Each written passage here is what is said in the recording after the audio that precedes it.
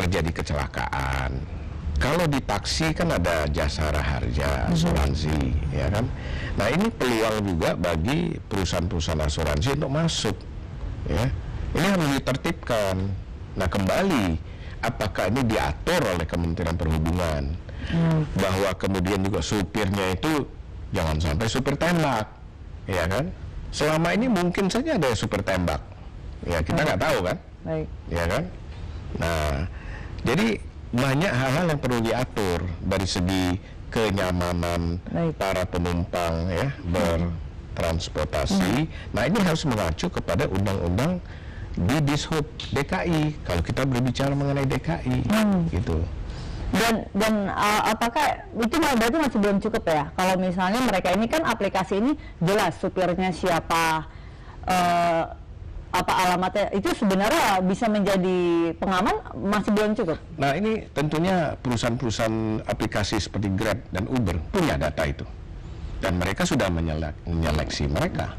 Tapi kembali ya, ini belum ada kejadian oknum-oknum yang membuat hal-hal yang negatif. Dan siapa yang memayunginya? Nah gitu, ini makanya perlu dalam hal ini Kementerian Perhubungan aturan-aturan mereka itu diaplikasikan kepada mereka supaya mereka manut gitu loh. Baik, Mas Guntur, kalau misalnya berbisnis berwadah aplikasi berwadah koperasi, apakah ini benar-benar menjadi celah sebenarnya soal pajak misalnya?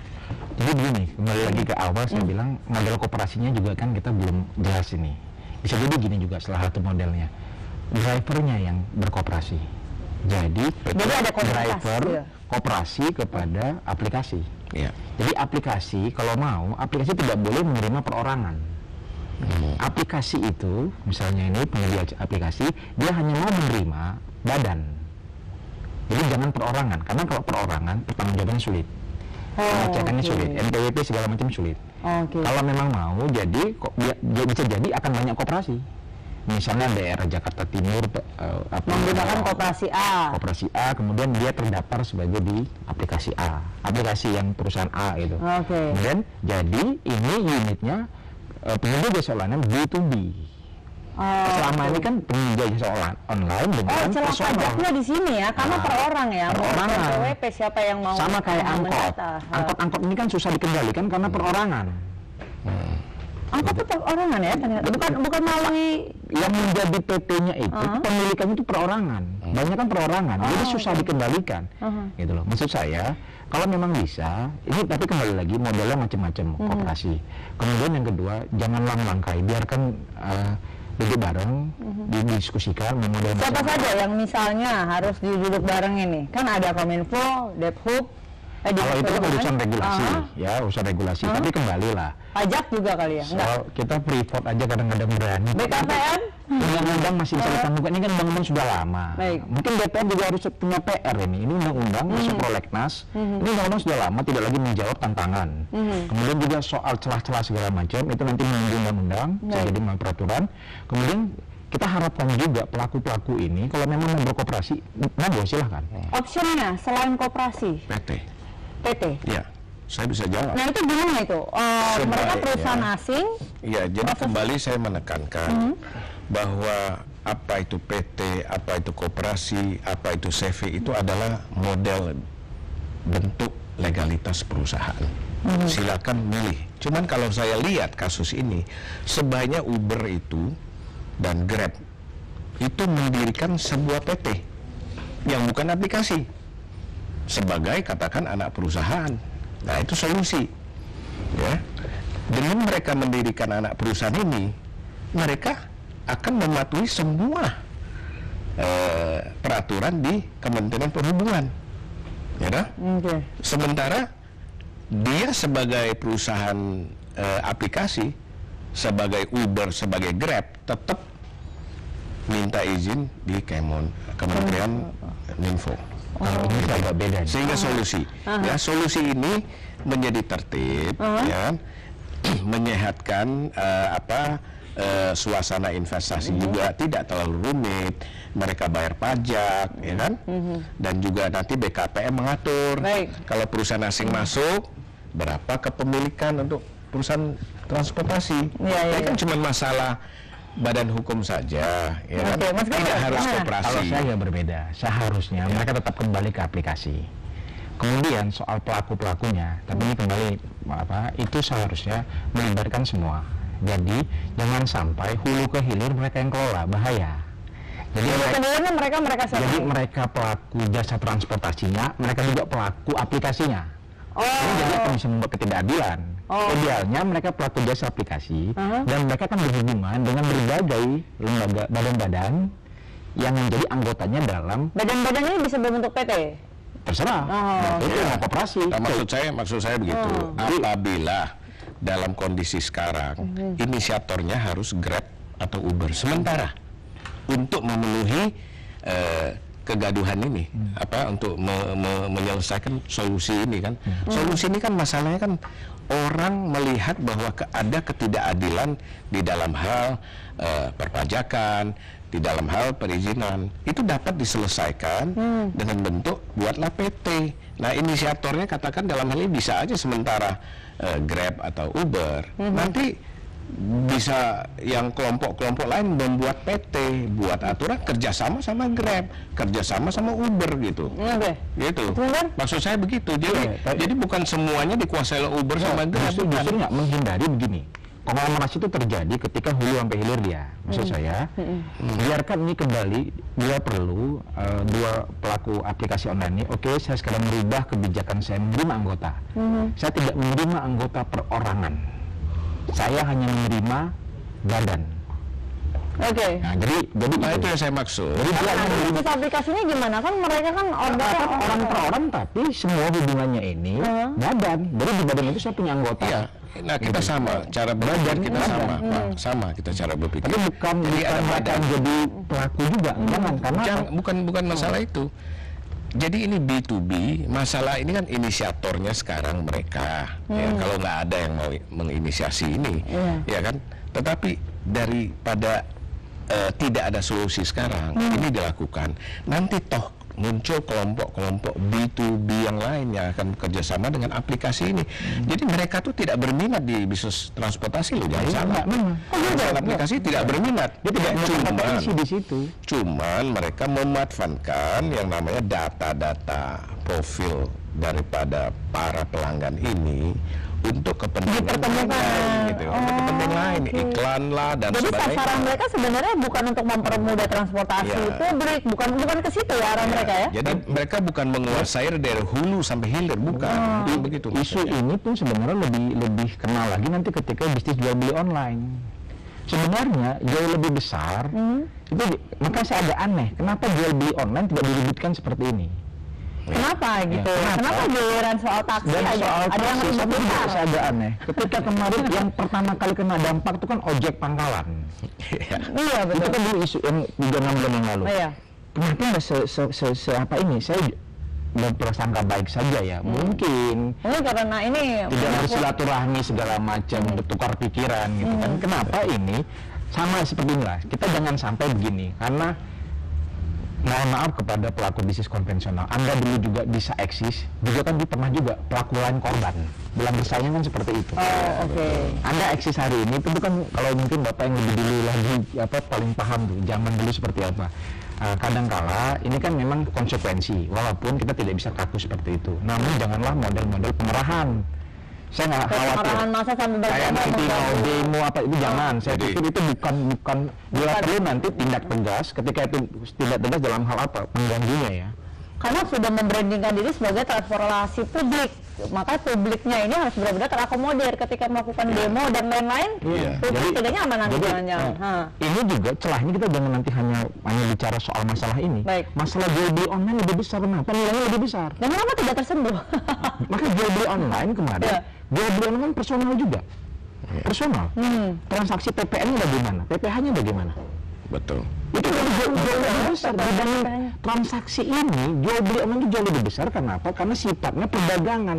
Jadi makanya saya bilang pemerintah mungkin agak lamban menanggapi fenomenal bisnis digital. Karena banyak antriannya mungkin Pak yang harus dikerjakan Pak.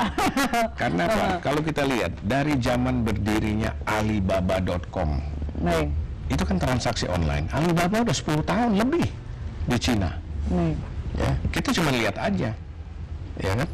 Kemudian maaf ngomong nih, prostitusi online sudah marak 5-6 tahun yang lalu, ya kan?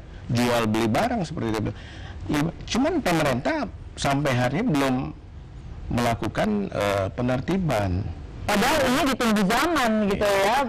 Udah global udah masuk sekali. Menteri, secara pemerintahan birokrasi, saya nggak tahu. Harusnya hal-hal ini masuk di Renstra. Jadi jangan seperti pemadam kebakaran kan ada ribut. Saya nggak tahu. Ini dengan fenomena ada bisnis online seperti dan segala macam seperti ini kan mau nggak mau harus ada revisi cara berpikir kita yang lalu. Betul. RPJMN dan segala macamnya harus mungkin berani diuji kembali gitu. Karena apa? Karena ada perubahan zaman. Jangan reaktif. Ini kesannya reaktif. Ada demo besar-besaran itu reaktif. Baik, Pak. Kalau sejauh ini Pak, bisa nggak sih Pak investasi di Indonesia ini benar-benar Indonesia yang punya power? Kalau misalnya kedaulatan penuh berada di tangan negara. Kalau misalnya bisnis online ini kan perusahaan asing semua ini Pak. Ketika kita mengatur, Anda harus berbadan hukum atau Anda harus mempunyai bekerjasama dengan orang lokal, membentuk badan usaha dan lain-lain demi keselamatan penumpang. Punya kekuatan nggak sih kita sebenarnya? Harusnya punya. Kita punya kedaulatan. Dan itu perjanjian di investasi, dunia investasi gimana? Sudah jelas. BKPM kan punya aturan-aturan paket-paket deregulasi yang baru diluncurkan. Kan Pak Jokowi sudah menyadari bahwa kita ini di peringkat 109 untuk kemudahan berinvestasi. Pemerintah lagi berupaya bagaimana caranya kita naik peringkat. Malaysia 18, ya kan? Vietnam kita kalah, dia di 89, ya kan? Nah, kita punya kedaulatan untuk menguasai dalam arti kata investasi yang masuk. Tetapi dalam konteks positif, artinya apa? Kita harus memberikan kemudahan mereka, bukan mengekang mereka. Ingat itu. Ya, seperti Cina zaman 25 tahun yang lalu. Cina itu begitu miskinnya, tetapi mereka berdaulat. Mereka bisa mengelola investasi yang masuk. Sampai sekarang pun mereka masih menguasai kedaulatan berinvestasi. Nah, ini model ini saya rasa pemerintah kita sudah menyadari itu, dan lihat Pak Jokowi sudah melakukan berbagai roadshow ke luar negeri, ke Amerika, ke Cina, untuk mengajak para investor berinvestasi di Indonesia, ya, dalam konteks positif, bukan mengekang, tetapi kita berdaulat. Banyak cara-cara yang kita bisa mengelola mereka, ya kan? Pak Riza Ramli pernah bilang, kita nggak perlu keluar uang kok kalau bisa membuat refinery misalnya. Refinery itu membutuhkan modal teknologi yang luar biasa. Tapi kita punya pasar. Konsumen kita begitu besar. Kita punya lahan. Nah, kita punya SDM dengan konsumen. Kedaulatan itulah yang harus kita manfaatkan. Kita perlu melobi mereka. Ya kan? Para investor itu pada prinsipnya win-win. Kalau dia investasi, aman investasinya, uangnya balik, itu saja. Pemahaman menguasai dari hulu ke hilir itu saya rasa tidak begitu relevan ya dalam kaitan investasi ya. Karena bagi mereka, kita ambil contoh Astra. Astra ini dibuat oleh pengusaha nasional Pak William Suryajaya. Sekarang sudah dikuasai asing sebagian besar oleh Jardine. Ini contoh. Tapi kita tidak bisa melihat ini sebagai hal yang negatif. Ya, wajar-wajar saja mereka investasi menambah modal ketika waktu itu Astra membutuhkan investor, ya kan? Sehingga sekarang Astra tetap berjaya, ya kan? Walaupun kepemilikan ada asing sebagian besar, tapi Astra bisa menghidupkan jutaan manusia. Itu. Baik. Dengan multiplier efek ekonominya. Mungkin bisa menanggapi tentang bagaimana sebenarnya kita ini dalam mengelola investasi kita mempunyai kedaulatan nggak sih? Saya teringat dulu zaman Bung Karno. Jadi prinsipnya begini, siapapun pelakunya asing itu demi kepentingan ekonomi kita.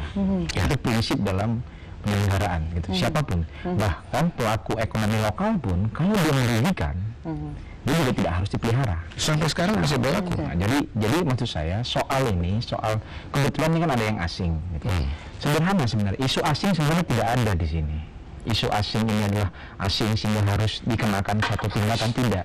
Cuma kan sederhana, ada pelaku asing tidak mendaftarkan perwakilannya di Indonesia. Kalau ini siapapun asingnya, karena bukan Kalau soal di luar asing. negeri seperti apa? Kita kalau investasi di luar negeri juga harus. Pasti, Mbak. Karena apa? Karena itu harus ada melindungi konsumennya.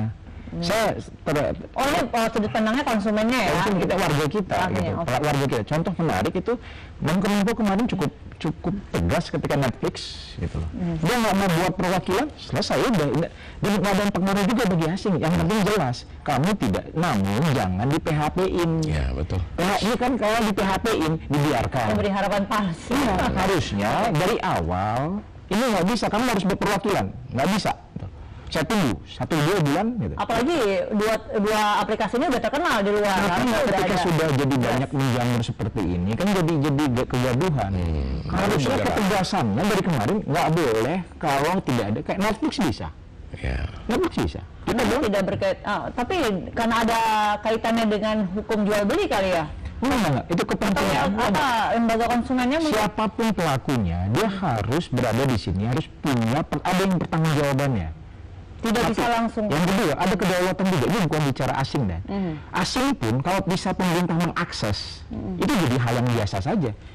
Polisi bisa akses kasarnya. Misalnya demi kepentingan macam-macam lah ya. Orang pajak juga bisa akses. Jangan salah, banyak juga perusahaan lokal orang pajak juga nggak bisa akses. Yang terpenting, ini perusahaan-perusahaan berlaku di Indonesia dan mentaati peraturan. Tapi jangan seperti ini, udah lanjut lama, kemudian tiba-tiba cut. Ini juga saya pikir tidak bijak kepada siapapun. Ya. Tidak bijak. Betul. Harus dari dulu. Nggak boleh udah. Ya. Netflix nggak boleh. Jadi walaupun Netflix kemarin ada beberapa juga yang sudah jadi customer ya, tapi ini masih sedikit. Ya.